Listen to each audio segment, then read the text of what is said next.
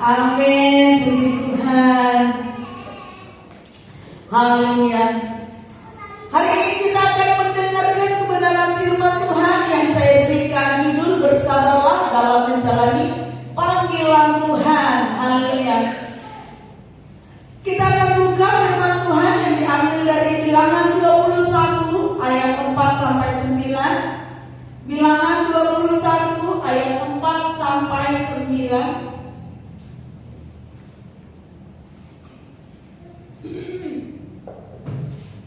Bilangan 21 ayat 4 sampai 9. Ya, sudah ketemu semuanya? Amin. Haleluya. Bapak Ibu Saudara, ketika Allah, kita ingat tentang kisah bangsa Israel yang dipanggil oleh Allah untuk keluar dari Mesir untuk membebaskan mereka. Ketika Allah membebaskan umatnya, yaitu umat Israel, dari tanah Mesir, yaitu tanah perbudakan, Allah memimpin umat Israel keluar dari Mesir menuju tanah perjanjian. Dan perjalanan yang harus ditempuh oleh umatnya, oleh orang Israel menuju tanah perjanjian bukan jalan yang baik, bukan jalan yang bagus, tetapi padang gurun. Dan perjalanan yang harus mereka tempuh bukan perjalanan 1-2 tahun, tetapi sungguh amat lama, yaitu berapa tahun? Berapa? 40 tahun. Tepuk tangan untuk jemaat Tuhan. Iya, haleluya. Kita akan baca Bilangan 21 ayat 4 sampai 9 sambil kita ingat kembali tentang kisah ini ya. Jadi kita baca sambil kita mau merenungkan. Judulnya Ular Tembaga ya. Baik, perhatikan Bapak Ibu. Saya ayat yang keempat, Bapak Ibu Saudara ayat kelima, demikian selanjutnya sampai ayat yang ke-9. Ular tembaga. Setelah mereka berangkat dari Gunung Hor, berjalan ke arah Laut Teberau untuk mengelilingi tanah Edom, maka bangsa itu tidak dapat lagi menahan hati di tengah jalan. Ayo, ayat yang kelima.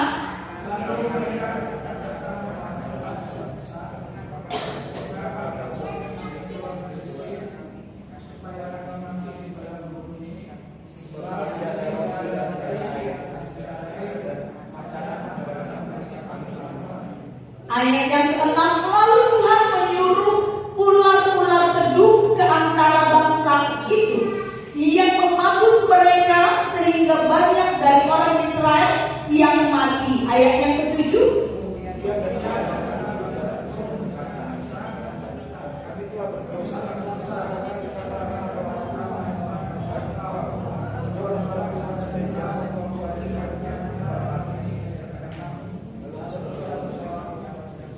Ayat yang ke-8, maka berfirmanlah Tuhan kepada Musa, buatlah ular tedung dan taruhlah itu pada sebuah tiang, maka setiap orang yang terpagut jika ia melihatnya akan tetap hidup. Ayat yang ke-9, mari bersama-sama.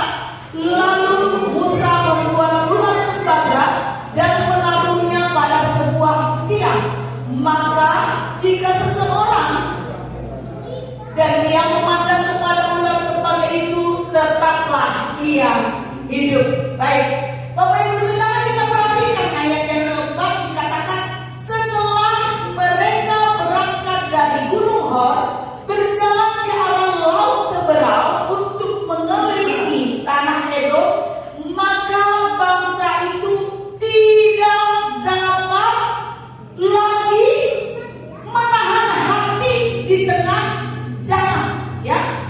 Bapak Ibu Saudara, artinya apa ini? Dikatakan di sana bagian terakhir dari ayat 4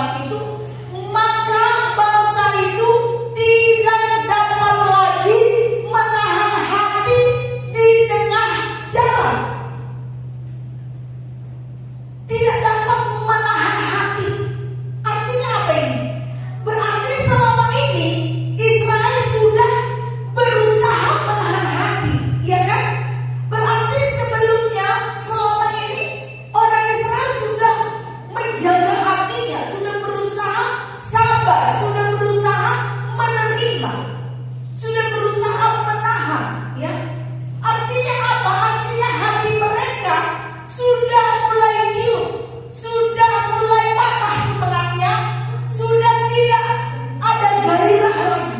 Ya, artinya apa? Artinya mereka hatinya sedang tidak bisa menahan emosinya lagi. Emosinya sudah tidak dapat dibendung lagi, sudah tidak bisa mengendalikan hatinya lagi, tidak bisa menahan lagi. Ya, berarti selama ini mereka sudah menahan hatinya. Ya, kenapa Bapak Ibu Saudara? Padahal dalam ayat depan itu dikatakan setelah mereka berangkat dari Gunung Hor. Artinya mereka berangkat dari Gunung Hor itu, di sana waktu di Gunung Hor itu penjelasannya dalam ayat 1 sampai 4, ya. Dalam ayat 1 sampai 3 di sana dijelaskan bahwa orang Kanaan datang melawan mereka, melawan orang Israel ini, dan orang Israel berseru kepada Tuhan, meminta kemenangan daripada Tuhan. Dan ketika mereka meminta kemenangan dari Tuhan, Tuhan kasih mereka kemenangan, Tuhan kasih mereka mujizat, Tuhan kasih mereka keajaiban. Dan setelah itu dikatakan dalam ayat 4, mereka mau berjalan, melanjutkan perjalanan mereka ke arah Laut Teberau untuk mengelilingi tanah Edom. Setelah mereka berhasil mendapatkan kemenangan, mereka akan melanjutkan perjalanan mereka. Tetapi di tengah jalan, baru saja mereka mendapatkan mujizat, baru saja mereka mendapatkan kemenangan, di tengah jalan mereka sudah tidak dapat menahan hati. Bapak Ibu Saudara, seharusnya ya kan, mereka baru mengalami mujizat, artinya masih menyala-nyala dong semangatnya untuk melanjutkan perjalanan mereka. Wah, kita baru mengalami mujizat, kita mau melanjutkan lagi mengelilingi Edom, kita pasti bisa mengalami kemenangan. Kemarin kita berdoa minta kemenangan dari Tuhan, Tuhan kasih kita kemenangan. Tetapi ini tidak begitu ceritanya. Mereka baru mengalami mujizat Tuhan, tetapi untuk melanjutkan perjalanan mereka di tengah jalan, Bapak Ibu Saudara, hati mereka ciut. Mereka tidak bisa menahan hati lagi. Kenapa? Jika kita ingat perjalanan Israel keluar dari tanah Mesir melewati padang gurun, itu mereka sangat menderita, sangat sulit. Ya, memang Israel dibebaskan dari perbudakan, tetapi jika diperhatikan menjadi budak sepertinya masih lebih baik, sepertinya masih lebih enak. Mereka menjadi budak di Mesir, mereka masih bisa makan enak katanya.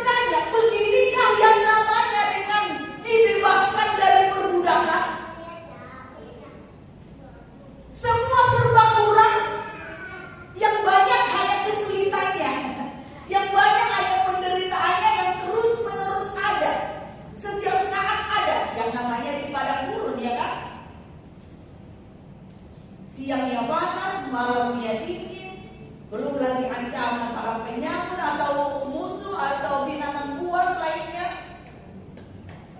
Dan yang lebih mengkhawatirkan adalah entah kapan selesainya perjuangan di padang gurun. Entah kapan tiba di tanah perjanjian yang dijanjikan oleh Tuhan. Kita bisa merasakan ya penderitaan Israel dalam perjalanan mereka di padang gurun. Bukan hanya kaum bapak aja atau kaum pemuda yang kuat-kuat yang berjalan di padang gurun itu, tetapi bersama dengan keluarga, ada anak istri. Jadi kalau anak istri, suami semuanya berjalan di padang gurun, mereka kan melihat anaknya menderita, istrinya menderita, atau suaminya atau kakeknya yang sudah tua menderita menjalani melakukan perjalanan itu. Ya. Belum lagi semua serba kurang. Kita aja kalau disuruh puasa ya, 1 hari aja puasa rasanya sudah gak nyaman ya kan. Padahal kita tidak di padang gurun, di tempat kerja yang mungkin ada AC-nya, atau di ruangan yang tidak kena terik panas matahari. Itu puasa mungkin masih minum, puasanya pun 1,5 hari lagi, ya kan?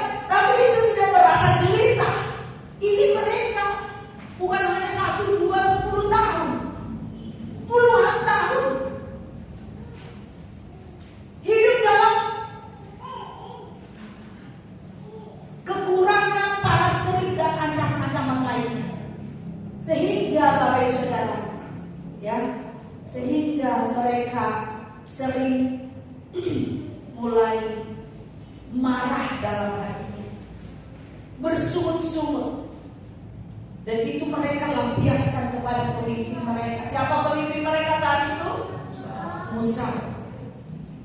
Mereka marah kepada Musa, mereka bersungut-sungut kepada Musa, bahkan mereka pernah meminta ganti aja Musa, ya. Karena dalam pimpinannya yang kita hidupnya menderita. Terus saja kita dibawa ke sana kemari menuju tanah perjanjian, entah kapan selesainya. Benarkah ini rencana Tuhan? Benarkah Tuhan bicara kepadanya? Benarkah Tuhan akan tibakan kita ke tanah perjanjian? Pertanyaan-pertanyaan seperti itu mungkin muncul dalam hati mereka. Tetapi dalam setiap kesulitan mereka selama di padang gurun, ya, Tuhan memberikan pertolongan sebenarnya. Tuhan memberikan mujizat, ya. Tuhan menolong mereka saat menghadapi musuh mereka, memberikan mereka apa? Dia kata, sambil kita ingat-ingat ya belajar firman Tuhan. Tuhan memberikan tiang apa? Tiang awan dan tiang api untuk melindungi mereka di waktu panas terik, ya, memberikan kehangatan bagi mereka dengan tiang api di waktu malam. Tetapi sekarang dikatakan mereka tidak dapat lagi menahan hatinya, tidak dapat lagi menahan hatinya. Jadi walaupun mereka melihat pertolongan Tuhan, melihat mujizat Tuhan, hati mereka tetap kecewa, hati mereka tetap kecil, hati mereka tetap bersungut-sungut, hati mereka tetap emosi, ya. Hati mereka tetap marah. Sampai akhirnya mereka harus mengeluarkan kata-kata yang seharusnya tidak mereka katakan. Kenapa hal ini bisa terjadi? Ada banyak pertolongan Tuhan, ada banyak mujizat Tuhan, tetapi kita kenapa masih bersungut-sungut? Ya kan? Karena penderitaan yang mereka alami tidak kunjung selesai. Walaupun ada pertolongan, tetapi kok terus menerus gitu. Nggak selesai padang gurun ini, ya. Sehingga dalam ayat 5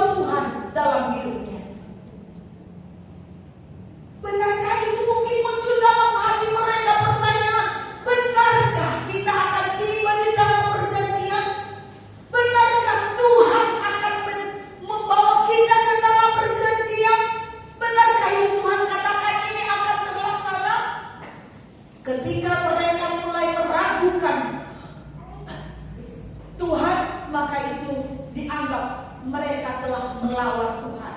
Mereka tidak bisa melihat rencana Tuhan. Dianggap mereka telah melawan Tuhan. Mereka meragukan Tuhan, dianggap melawan Tuhan. Mengapa kamu memimpin kami keluar dari Mesir? Sudah tahu sebenarnya, tapi masih mempertanyakan karena sudah tidak mampu lagi melihat akibat besarnya penderitaan dan panjangnya, lamanya yang harus mereka hadapi.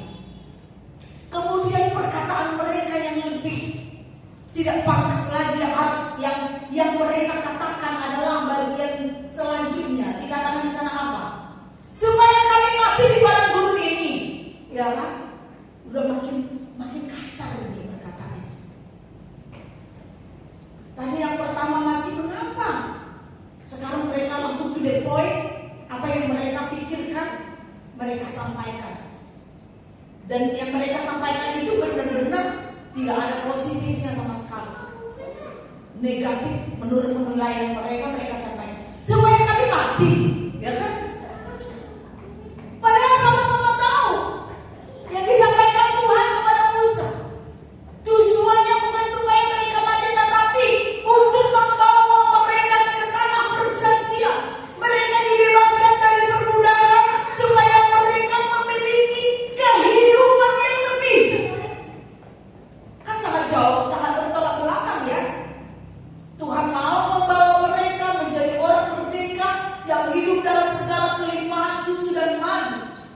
Tapi mereka bisa berkata, kamu bawa kami supaya kami mati, ya kan?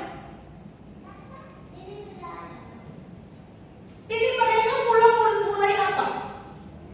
Ini adalah perkataan yang jahat, ya.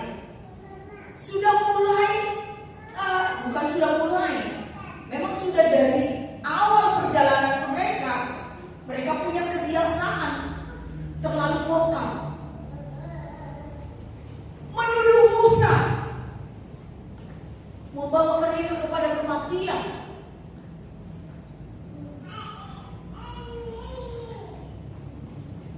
Sebenarnya kadang kita juga mungkin meragukan Tuhan dalam kekristenan kita, dalam pengiringan kita kepada Tuhan. Karena mungkin kita ragu, ya.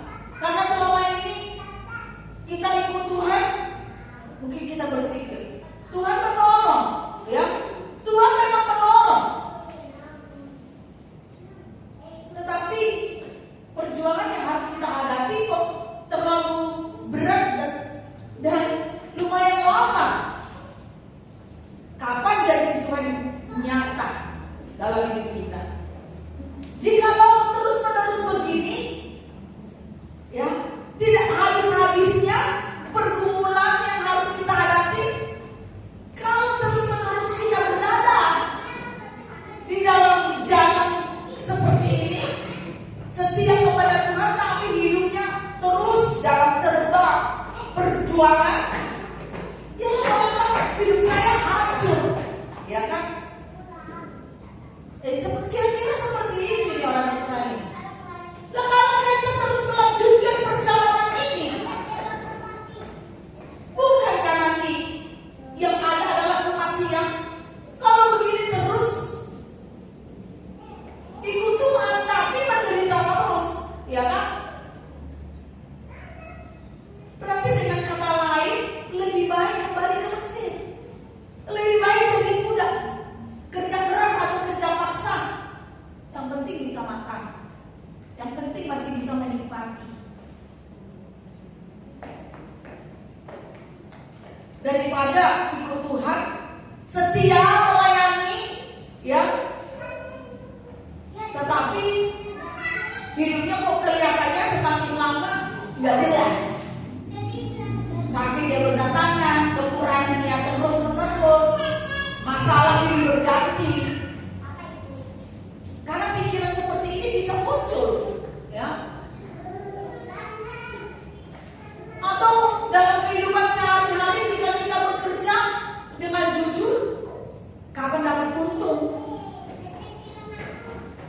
Jika waktu kita lebih banyak melayani daripada melakukan urusan kita,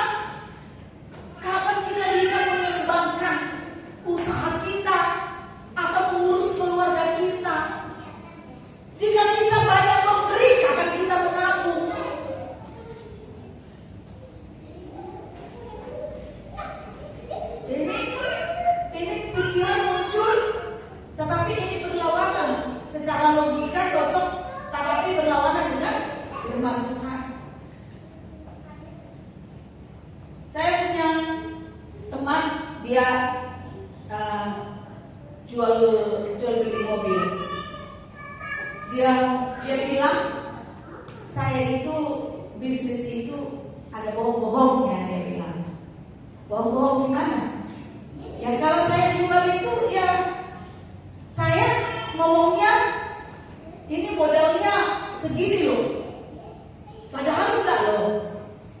Tapi kalau saya jujur ya bangkrut saya, dia bilang gitu. Lalu saya kan cerita sama dia, ya bisa loh tidak berbohong dalam berbisnis. Saya ceritakan tentang orang tua saya. Ya, orang tua saya juga pedagang kecil. Ya, kalau saya bilang orang tua saya itu bapak saya itu, saya rasa bisnis paling jujur. Ya, timbangan nggak boleh kurang, harus pas, kalau bisa lebih. Ya memang kadang tidak bisa dikatakan modalnya segini, tapi bisa dibilang ini saya belinya agak mahal, tetapi tidak disebut jumlahnya yang membuat kita harus berbohong, ya kan? Jadi cobalah belajar bagaimana supaya bisnisnya bisa lebih jujur, supaya bisa lebih berkati.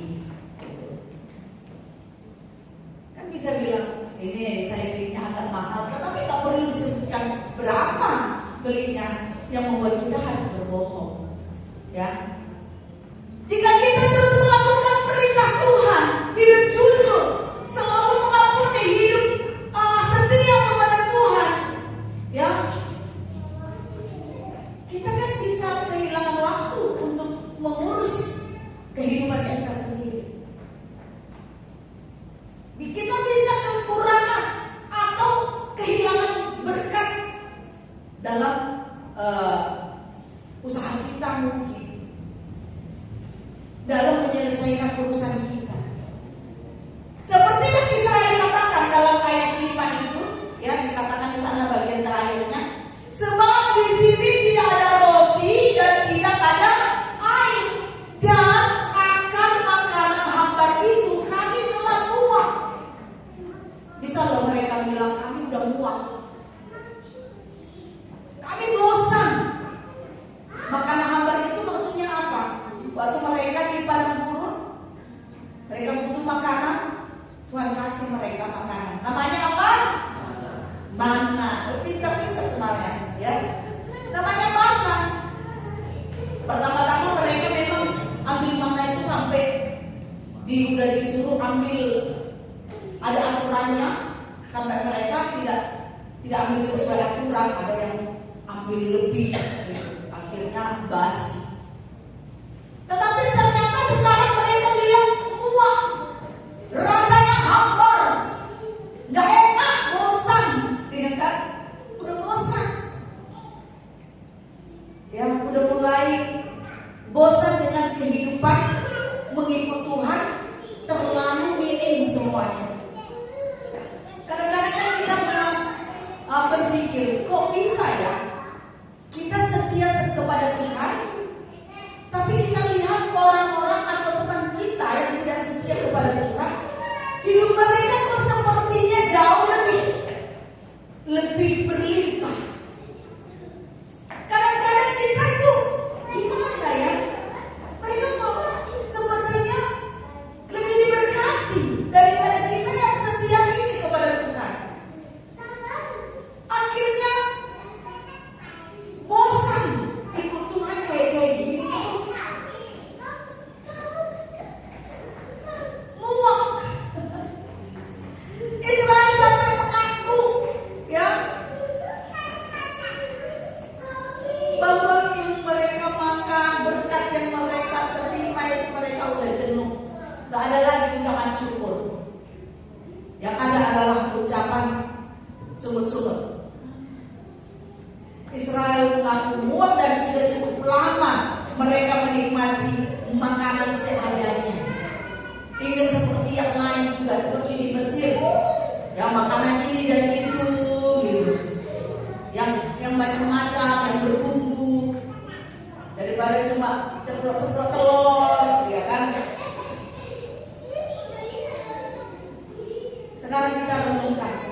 dari perkataan orang Israel ini dalam ayat 5 ini. Dosa apa yang telah mereka lakukan di sini? Karena nanti akhirnya Tuhan izinkan ular-ular datang untuk memagut mereka sampai akhirnya mereka banyak yang mati. Hanya dengan perbuatan mereka ini. Dosa apa yang mereka lakukan? Dalam ayat 5 ini dikatakan di sana, lalu mereka berkata-kata apa? Melawan Allah dan Musa. Ya. Mereka melawan Allah dan Musa, yaitu dengan meragukan janji dan tujuan Tuhan. Kemudian mereka tidak mengucap syukur atau bersungut-sungut. Dalam pikiran mereka masih lebih enak hidup seperti budak. Ya. Makanya itulah sebabnya kadang-kadang banyak orang percaya, orang Kristen lebih memilih hidup sama seperti orang dunia, ya, daripada harus setia kepada Tuhan. Tetapi sebenarnya pertolongan Tuhan, mujizat Tuhan, sebenarnya mereka nikmati dalam segala pergumulan mereka. Tetapi sungut-sungut itu tetap ada. Dosa melawan Allah dan Musa, yaitu hamba Tuhan, serta dosa bersungut-sungut itu mendatangkan murka Bapak Ibu. Ya, ketidakpercayaan kepada Tuhan. Jadi kita ingat ini, kadang kan kita tidak merasa berdosa ya. Ketika kita tidak percaya akan janji Tuhan, kita nggak merasa berdosa ya kan?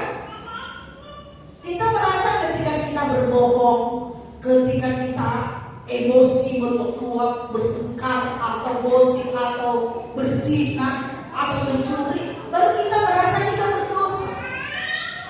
Tetapi ketika kita meragukan Tuhan, itu ternyata dosa yang mendatangkan murka. Ketika kita bersungut-sungut, itu juga dosa besar yang mendatangkan murka. Sungut-sungut itu kan mudah banget ya. Mudah sekali kalau kita nggak langsung berubah. Ya, sebagai manusia kita bisa katakan ya wajarlah bersungut-sungut, yang hanya kita masih daging. Tapi kalau kita terus mempertahankan itu, ketika kita ingat firman Tuhan, kita nggak langsung mengubahnya, ya, itu akan mendatangkan murka Bapak Ibu.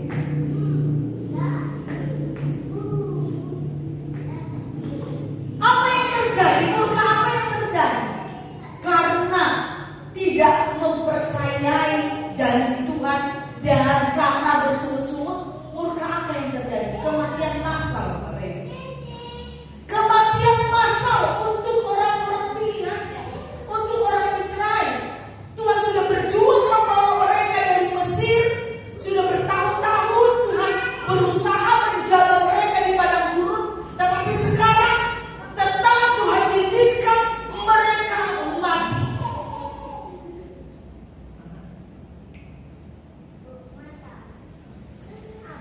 Karena dosa, tidak mempercayai janji Tuhan dan bersungguh-sungguh.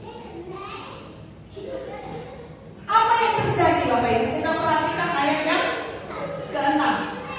Coba Bapak Ibu yang baca 1, 2, 3.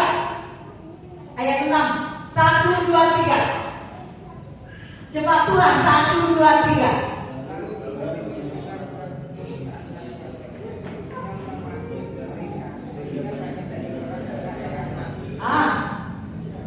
Lalu Tuhan menyuruh untuk orang-orang yang melawan Tuhan dan hamba-Nya dan bersungut-sungut, Tuhan suruh ular-ular bedug, yaitu ular-ular yang memiliki racun yang mematikan, untuk memagut orang-orang Israel.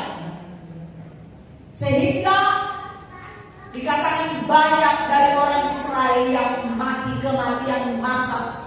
Kita bisa bayangkan seperti apa tangisan yang terjadi pada waktu itu.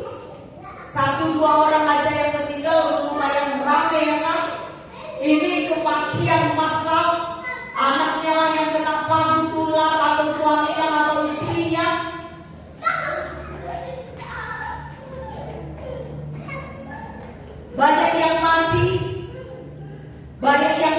masih terluka, dan terus menerus ular itu masih berdatangan, itu ternyata sangat mengerikan bagi mereka. Kenapa saya katakan sangat mengerikan bagi mereka? Tidak ada ditulis di situ. Karena Bapak Ibu, dalam ayat 7 dikatakan kemudian datanglah bangsa itu mendapatkan Musa dan berkata, kami telah berdosa.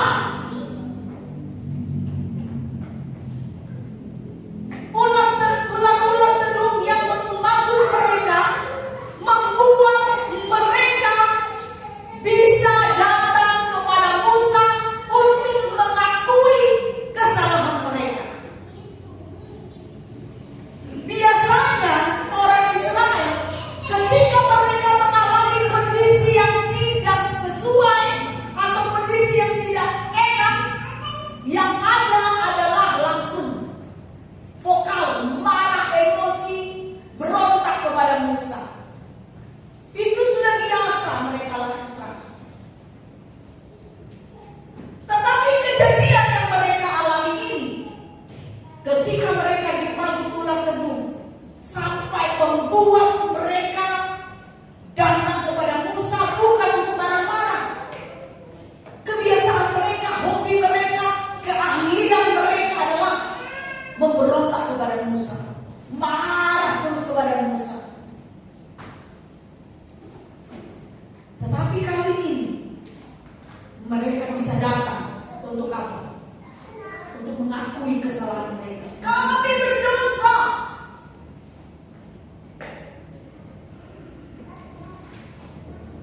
Melihat karakter seperti orang Israel, bisa aja mereka yang cocok harusnya mereka menuntut Musa.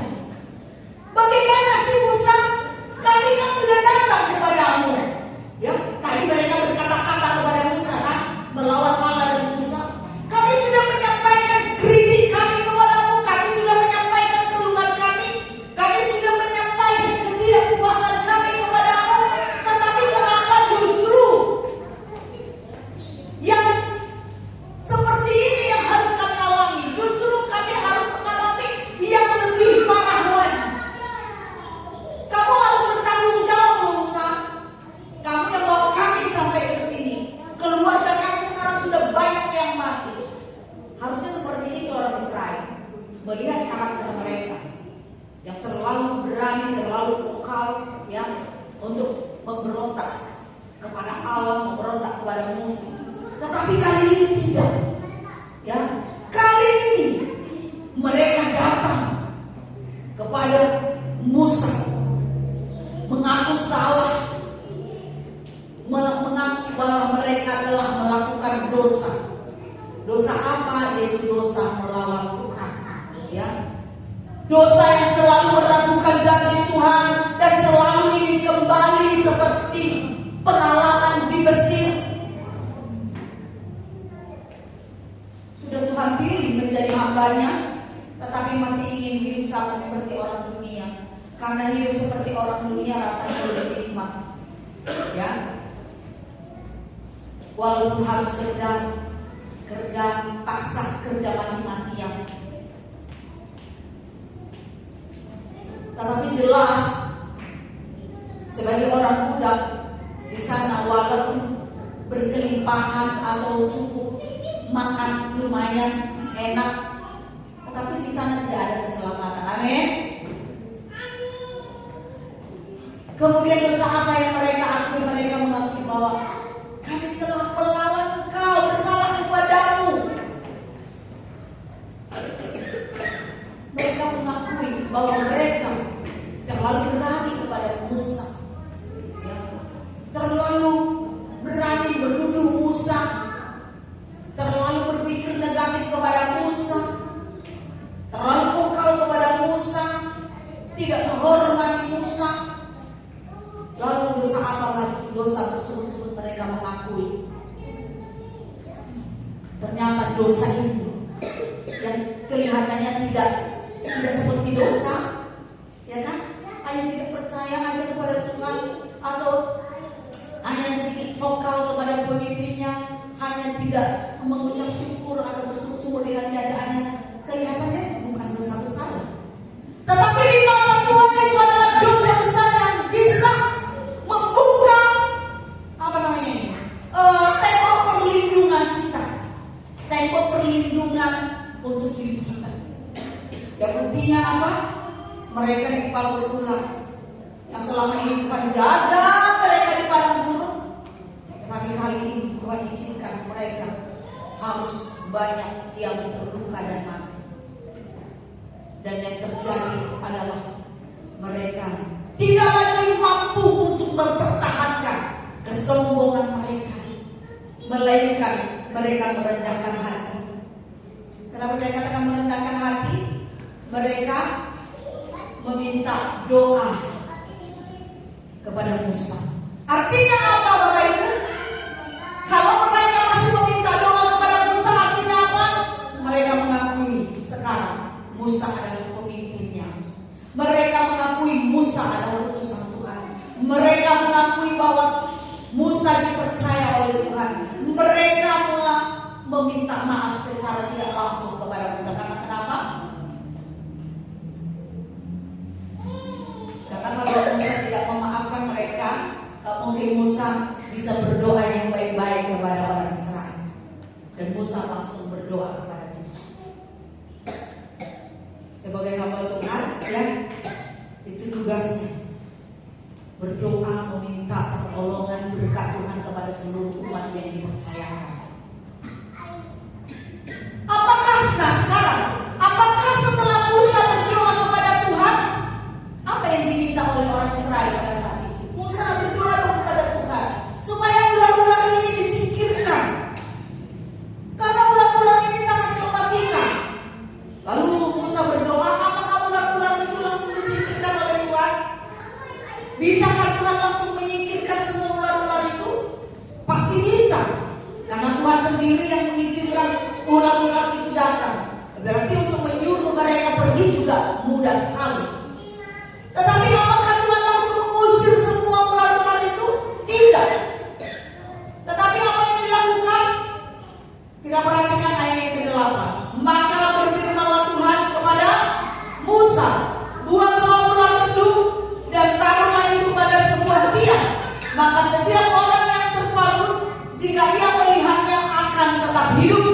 Lalu Musa membuat ular tembaga dan menaruhnya pada sebuah tiang. Maka jika seseorang dipagut ular dan ia memandang kepada ular tembaga itu, tetaplah ia hidup. Jadi ular tetap datang. Siapa yang masih ragu tetap dipagut sama ular. Sekarang dikatakan buatlah ular tedung. Lalu Musa membuat ular tedung dari tembaga, lalu ditaruh di tiang di tempat yang tinggi supaya semua orang bisa melihat. Siapa yang melihat ular itu, yang dipagut ular, dia akan tetap hidup, dia akan sembuh, dia akan hidup. Kalau enggak, mereka akan mati. Nah sekarang, kenapa itu yang dilakukan? Kenapa gak diusir aja ular-ular itu? Kenapa gak langsung disembuhkan aja yang masih terluka? Coba kalau kita renungkan, yang membantu mereka apa? Ular tedung. Jadi Tuhan masih mau menguji kepercayaan mereka.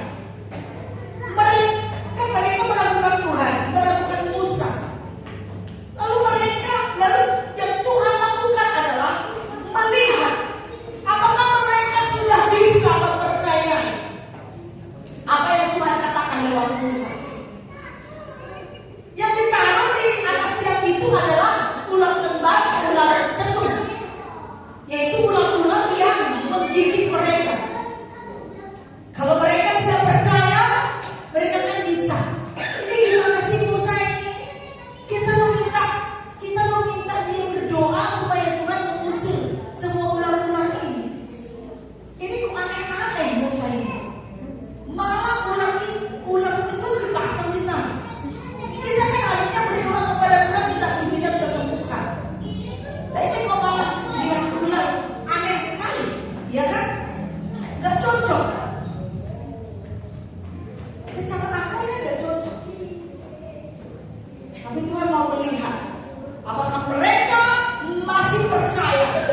dengan perkataan Tuhan yang disampaikan lewat Musa.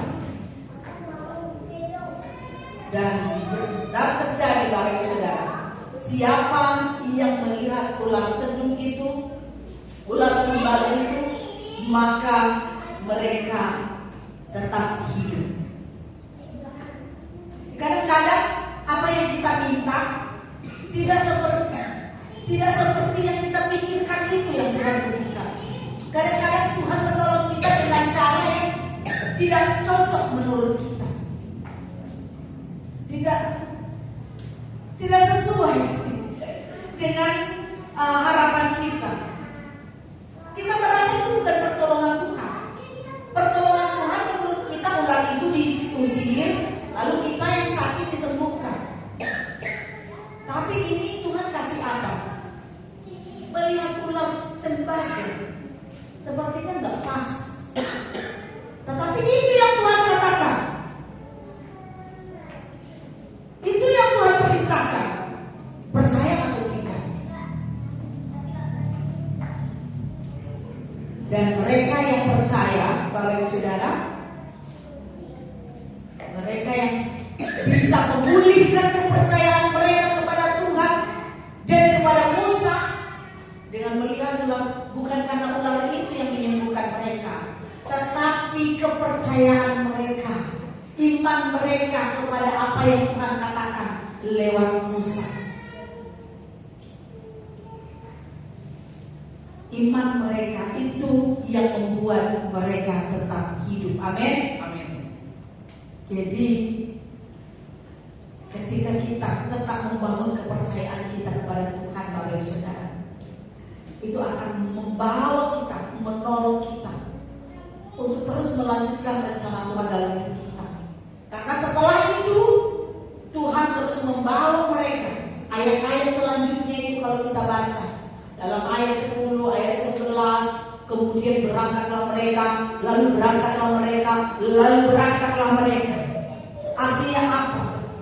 Terus menerus ketika kita belajar mempercayai Tuhan, maka Tuhan akan terus melanjutkan rencananya itu dalam kehidupan kita sampai pada akhirnya rencana akhir Tuhan untuk kita sampai kepada tanah perjanjian itu terlaksana. Amin. Amin. Jadi oleh karena itu, ya memang mengikuti panggilan Tuhan seperti orang Israel ini tidak enak kalau harus melewati padang gurun. Sangat-sangat sulit. Walaupun Tuhan menolong ya dalam kesulitan kita, ada pertolongan, ada mujizat, tapi karena terlalu lama dan tetap terus-menerus ada tantangannya, membuat jenuh. Kok begini terus ya? Kok begini terus? Kok begini terus? Jenuh juga ya kan? Tetapi di dalam Tuhan mau kita tetap bersabar dalam panggilan Tuhan dengan tetap setia, tetap percaya kepada janji Tuhan pasti terlaksana. Amin. Amin. Oleh karena itu mari kita belajar mengikuti perintah Tuhan yang disampaikan Tuhan lewat hamba-hambanya. Kita belajar mempercayai walaupun sepertinya apa yang diperintahkan oleh Tuhan yang disampaikan lewat hamba-hambanya itu sepertinya merugikan kita, karena kita harus kehilangan waktu kita, karena kita harus kehilangan uang kita, karena kita harus kehilangan tenaga kita sepertinya ya. Tetapi jika kita tetap belajar setia kepada Tuhan dan belajar mengucap syukur dengan apa yang terjadi dalam kehidupan kita, maka rencana Tuhan akan terus dilanjutkan dalam kehidupan kita. Kalau tidak, ya akan seperti orang Israel tadi, hati mereka sudah tidak tahan, emosi, minta kembali terus kepada Mesir. Rencana Tuhan tidak bisa berlanjut, ya. Jadi kalau mau rencana Tuhan itu terus berlanjut dalam kehidupan kita, mari Bapak Ibu Saudara, saya mengajak kita berikan hati kita, berikan pikiran kita untuk tetap percaya kepada janji Tuhan dengan setia, melakukan apa yang Tuhan perintahkan, sekalipun kekuatan kita, tenaga kita, waktu kita, apalagi semua yang kita punya sepertinya harus diambil untuk kita persembahkan kepada Tuhan. Amin. Amin. Demikian kebenaran firman Tuhan, biarlah setiap panggilan Tuhan dalam kehidupan kita terlaksana. Saya mengundang pemuji maju ke depan, kita akan berdoa bersama.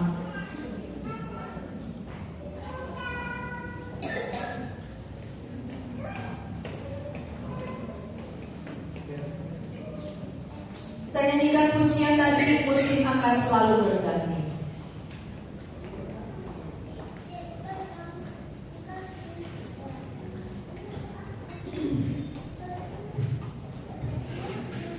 Keadaan kita mungkin sering berubah-ubah,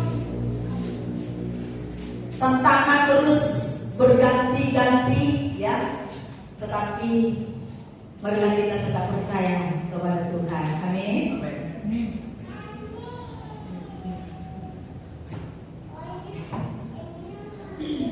Kita nyanyikan pujian ini sebagai doa kita kepada Tuhan.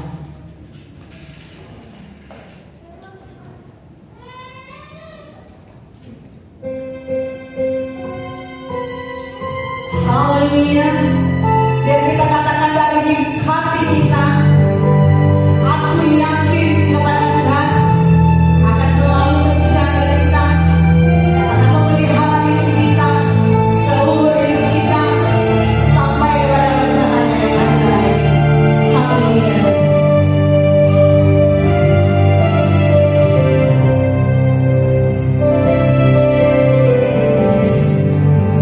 Akan selalu berkata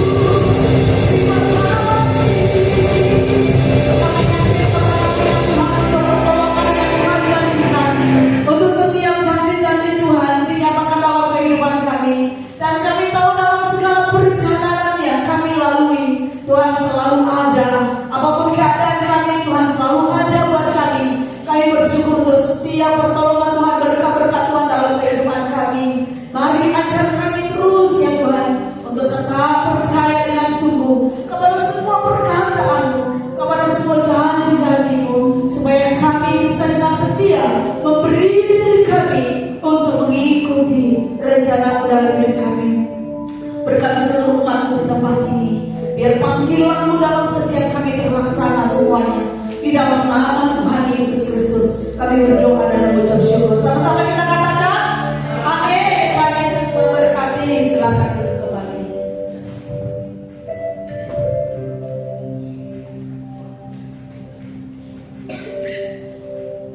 Terima kasih untuk Ibu Mutiara untuk menyampaikan firman Tuhan. Tuhan Yesus memberkati ibu dan keluarga. Tiba saatnya kita memberikan persembahan. Mari kita berikan bagi Tuhan. Mari kita persiapkan hati kita, persembahan kita bagi Tuhan. Mari kita berdoa. Mari kita berdoa. Terima kasih ya Allah Bapa kami yang baik. Engkau selalu menolong dan menjaga setiap kami. Engkau mengenyangkan kami dan Engkau selalu melihara hidup kami. Terima kasih ya Allah untuk berkat-Mu, untuk penyertaan-Mu sepanjang hidup kami. Dan sebagai anak kami akan memberikan persembahan ya Tuhan. Kiranya Engkau kuduskan persembahan ini dan kami akan memberikan dengan hati yang penuh sukacita yang baik. Terima kasih ya Tuhan Yesus. Dalam nama Tuhan Yesus, haleluya. Amin. Mari bisa dijalankan.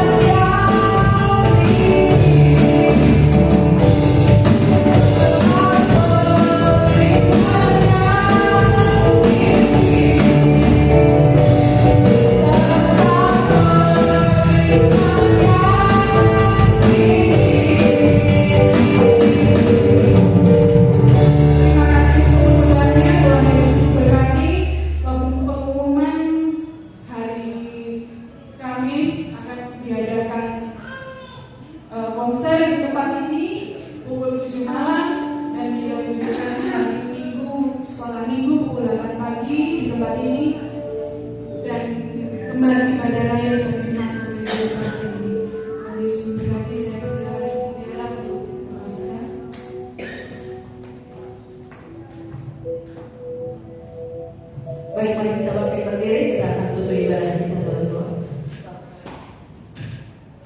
Kita agungkan Tuhan kita berikan yang terbaik. Haleluya.